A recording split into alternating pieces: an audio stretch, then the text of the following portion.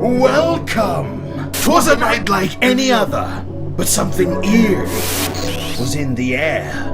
It's time for spooky video games! So you may or may not know, I don't like horror games. I am a bit of a wuss. But sometimes I find myself craving something creepy, something eerie, something with a really good atmosphere, without any of the jump scares. But I wasn't always like this. When I was young, I used to get terrified of things that, looking back, were not scary in the slightest. Then again, some fears are irrational, and I'm sure we've all had something that looks innocent that we were terrified of.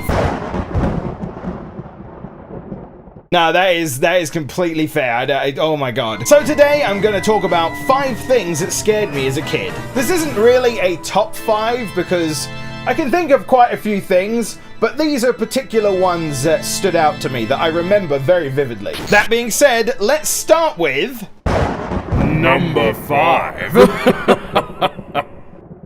Sonic the Hedgehog is a series I'll always remember fondly, but it might be the series that made me realize putting me on a timer is not a good idea. Of course, like many others, Sonic 2's Chemical Plant Zone was just the beginning, but it was in Sonic 3 that I really started noticing a trend. In the second act of Hydro City Zone, you get chased by a moving wall. Having to navigate the area while the wall is chasing you was not fun for me as a kid. But with a bit of practice, I was able to beat it no trouble. It's only now I start to notice that Sonic 3 really likes to do that a lot. Put small timers on you to continue pushing you forward. May it be moving walls or sections of the level, or various underwater sections where you just need to be quick to find air. But it was Sonic 3's other half, Sonic & Knuckles, that had a timer I was afraid of. Sandopolis Zone, a complex level full of quicksand and ancient ruins. Although it's not my favorite level in Sonic & Knuckles, I do really enjoy it, though that might just be me being able to look back and laugh at myself for being afraid of the ghosts. Yeah, these guys. I was afraid of them. Yeah, I know.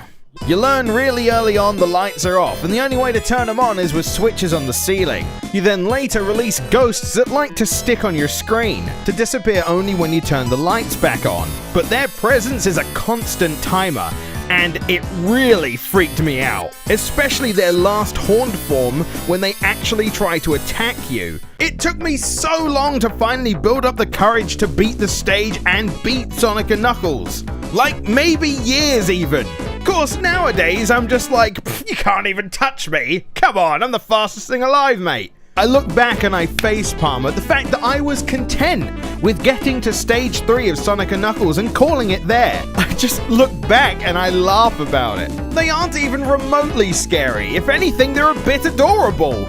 You may not fear us now, but soon humans will feel our wrath. Do you mind? I'm trying to play video games. Oh, I'm sorry. I didn't know. I apologize. Number 4.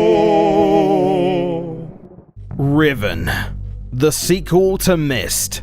Scary? Hell yes! This thing expects you to play in 800 by 600 monitor resolutions even to this day. That aside, this game goes for very high atmosphere and mystery, which in a way makes it creepy, but there isn't any horror elements to the game. But that didn't stop the game from making me 1000% nervous and always on edge while playing. The architecture was bizarre and something like I'd never seen before at the time. The artwork abstractly drawn and the music being very low-key and very ambient, with meticulous detail to all sound effects that were going on to fully immerse you in its world. And oh boy did it do that well! My initial introduction to the game was actually through my dad. Me and him used to play this together. He would be in control and I would just watch and pay attention, almost like watching a Let's Play. I would try to think of any ideas that he didn't come up with or try to notice solutions to puzzles that he may have missed. Ha! Missed. That's funny. This was actually the first game of its kind that we played. We never played the original Myst, so it really interested us and made us want to push forward. But no matter how much we tried, at the time the puzzles were too hard for us, so we didn't actually beat the game ever. After quite some time passed, I wanted to try it out myself to see how far I could get on my own. What I wasn't expecting was how different it was playing by myself than it was playing with someone else. I found myself only being able to play in small bursts because I was just so on edge because of the atmosphere of the game. It was all mysterious and unknown, and every time I clicked to look around the corner on my screen, I felt like something was going to be there. And this actually plays into another thing on my list, but we'll get to that in a bit. Of course, looking back now, this game is awesome! I can actually pick up on the puzzles really easily now, and I actually love the atmosphere and the design of the whole place. It's really interesting to look at. But I'll still admit, even recording the footage for this episode, there was still a part of me that got creeped out by the atmosphere. Of course, now I know it's just atmosphere and nothing's actually gonna happen. Number 3! The ocean is a beautiful and mysterious place, housing all kinds of creatures and mysterious life forms. Like dolphins. Fuck! No. I got out of talking about this game for so long. Ecco the Dolphin is the very definition of childhood trauma. They throw you into a huge ocean of deadly creatures that just want to murder you. Wasn't even a warm welcome. We were presented by thrown us in raw with no protection, and all of a sudden it expects me to survive in a harsh environment. I came here to have a good time and I'm feeling so attacked right now. Where am I going? What am I doing? I'm just attacking jellyfish. I don't know what is life. Ecco the Dolphin was a unique experience for me growing up because I kind of wanted to play the game, but I kind of didn't. The isolation and the mystery of the game, along with the droning music of the Mega Drive sound chip, just made me feel uneasy all the time. And honestly, it's probably due to my own expectations of the game. It's a game with a happy dolphin on the front. Like, how do you expect that to be a game that is actually at its core really depressing and kind of creepy? And if you're one to have similar feelings, I bet there might be a familiarity here. There I am minding my own business trying to get across when suddenly, oh jeez, God, the sound effect too always puts me on edge. Those are legit screams of pain and anguish. And these are just my feelings at the beginning of the game. My story for this game goes much deeper, but I'll be saving that for a future project. God help me. I didn't even know about Welcome to the Machine until years later. This would have made this game off the charts. And if anything, I bet it'd be the reason why it would be on your list as well. That is, if you actually got this far, because this game was tough and cryptic and honestly just a bright pain in the ass to play. And that final boss, man. Ding dong, welcome to Nope Town, population me. Now I just look back at this game like a disappointed parent. All the things you could have been and you turned out like this. Number 2. No, I don't suspect this one's gonna take up much time on my list because it's as simple as this.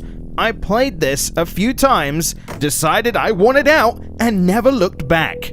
Another World, also known as Out of This World, was an adventure game released for quite a few systems actually. Though maybe it'd be easier to say it was a platformer game. I don't know. What I do know is, nope! Damn me. I died. And that happens a lot, which might be part of the reason why I didn't like the game, because I'm like, oh hey, what's going on? Oh, tentacles, okay! Well, I'm dead again. Okay. Also, the graphics were really interesting for the time, and I feel like I was just put off by them. It was the only game in my collection of its kind. Wait, what is that? What is... Oh no. Oh boy, it's one of those. Honestly, even if I think back, I don't remember why I found this game so terrifying. I just did. It might have been a combination of little things or a particular big thing that I can't recall right now. The only thing I vividly remember is I was so afraid of playing this game for some reason, I actually gave it to my dad to keep hold of so that I wouldn't see the cartridge. Seriously, this is the cart I wanted away from me. Just put it away. It collected dust in another room while I completely forgot about it. And then many years later, I tried it again and I came to another conclusion. The scariest part of this game is dying and having to do sections like this over and over again. I can take it or leave it. Honestly, for its time, the game is impressive. The story elements are interesting, I just unfortunately don't like the kind of gameplay it has. I really just don't understand why I was afraid of it though. Number 1. All of the games up to now haven't necessarily been put in order. They're just some iconic things that I remember being afraid of when I was younger that I'm not really afraid of anymore now, probably because they weren't scary in the slightest. I don't get it. But number 1 is a little bit more extreme than the other 4. I guess if you were numbering these, this would easily take the number 1 spot, because it's not just a game or a part of a game that had scared me. I'm talking about an entire genre. First-person games, and I'm not just talking first-person shooters, I mean anything in the first-person perspective. This will also be why I brought it up during Riven. And honestly, I think it was because I didn't like the idea of something sneaking up on me. And the fact that the first FPS game I ever saw was Doom. Now please note the word I said was saw, not played. Funnily enough, I've never played the original Doom, or a lot of FPS games from that era, purely because of me watching someone playing Doom. And it scared me. The demons and monsters were around every corner, and in one moment I could look behind me and... That was legitimately the main reason why I didn't play FPS games. I was so involved with the idea of it being first person that I was afraid of things being in front of my face. The idea of being stuck up on scared me, and it was actually a fear that took a very long time to get over. Of course, nowadays, first-person shooters are actually one of my favorite genres to play. Nothing beats a good bit of carnage. Mowing down your enemies with some of the biggest guns you can get on the market. Yeah, it is funny how times change. But I kinda get it. Being snuck up on kinda goes along the lines of my jump scare fear, because it's not really like I'm afraid of something, it's I'm afraid that something might happen which will surprise me. It's all because it's very sudden and quick, and you don't know how to react, so you naturally... It's often why you'll find people say that jump scares aren't really horror, they're just surprising. And it takes building a good atmosphere with creepy settings and environments and music and sound to really invoke a feeling of fear and horror. And I felt like over the years I started learning that, which made first-person shooters a lot more bearable for me, to the point where some of my favorite games over the last few years have actually been FPS games, Doom being one of them. The irony is not lost upon me. But just for the record, I'm not saying jump scares can't be scary. A really good build-up to a jump scare can really get you. But there are certain games that rely on them a bit too much, and unfortunately, they just suffer from getting samey. But that's for another discussion entirely. Come on now. Come on. How odd. So, those were my 5 scary things that weren't scary. I thought it'd be a good fit for the time of the month, and so I hope you've enjoyed this episode, and maybe you agree with a few of those, perhaps, or at least the stories behind them. I'd love to hear if you have a story to share that's similar, or maybe you had something you were really afraid of back then that looking at now is rather silly. Either way, guys, I hope you enjoyed this episode of Pixelated Memories. I certainly did. What was... Hey guys, you can follow me on Twitter for updates about random rubbish, Facebook for updates about nothing, or you can support the show on Patreon if you just want to help a dude out. Hey guys, thanks for watching, I hope you enjoyed the effects. This is also the first episode using my new microphone, so hopefully everything's equal or somewhat equal. Why not check out the difference by clicking on the video to the left to go to the Pixelated Memories on Mario bootlegs. Or, if you want some gameplay, you can click on the video to the right to check out my gaming channel. We're doing a lot of Sonic fan games at the moment. Either way, I hope you enjoyed this video and enjoyed your Halloween and spooky month. I will see you next time, fairly soon I imagine. Thank you for watching, and goodbye.